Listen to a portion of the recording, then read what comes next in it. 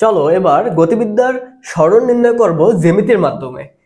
মনে করো একটা গাড়ি এখান থেকে এই পর্যন্ত ও হচ্ছে সমত্বরণে গেল 5 সেকেন্ড। এরপর এখান থেকে এই পর্যন্ত গেল সমবেগে আরো 5 সেকেন্ড।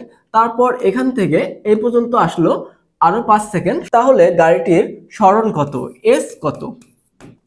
এটা ভাইয়া তোমরা বিভিন্ন সূত্র রাখো, S equal to U T plus half A T square, S equal to V T, S equal to U T plus half A T square. এত সূত্র দরকার নাই।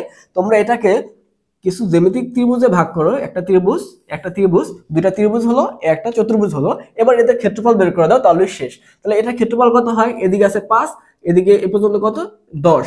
তাহলে 5 10 50, এটাকে অর্ধেক করলে কত হয়? 25। তাহলে এ পর্যন্ত হচ্ছে 25 মিটার। এতটুকু কত হবে? এ পর্যন্ত হচ্ছে 5, তাহলে 5 10 কত?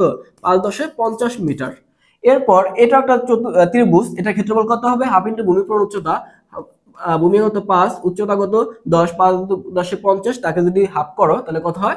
25। তাহলে টোটাল সরণ কত হয়? টোটাল সরণ হয় 25 50 25, তার মানে হচ্ছে 100 মিটার।